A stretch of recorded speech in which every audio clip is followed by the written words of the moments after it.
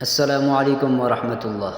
ناظرین، میں ایک خوبصورت سفر پر نکلا ہوں، ایسا سفر جو صرف راستوں کی کہانی نہیں بلکہ دل کے سکون کا بھی ذریعہ ہے۔ تو سفر پر نکلنے سے پہلے سفر کے لیے کچھ ضروری اشیاء ہوا کرتے ہیں۔ تو سب سے پہلے اسی میں سے ہم نے پانی اپنے لیے ایک خوبصورت صاف شفاف چشمے سے بھر لیا، اور بھرنے کے بعد ہم نے اپنے سفر کا آغاز کیا۔ راستہ تھوڑا مشکل ضرور ہے، مگر یہ حسین وادیاں، اونچے پہاڑ اور گھنی ہریالی اس سفر کو یادگار بنا رہی ہے۔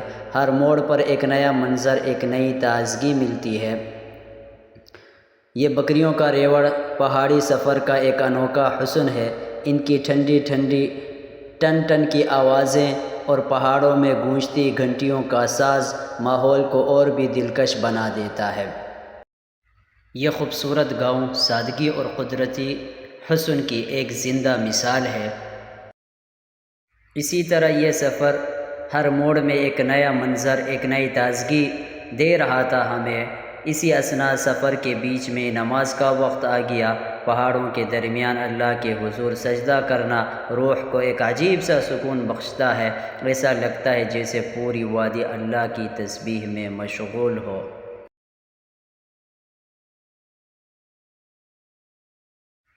یہ خوبصورت گاؤں سادگی اور قدرتی حسن کی ایک زندہ مثال ہے۔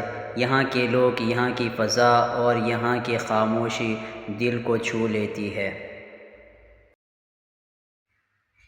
اور آخر کار ہماری یہ سفر ہمیں لے کر آیا ہے ایک غار کے دہانے پر۔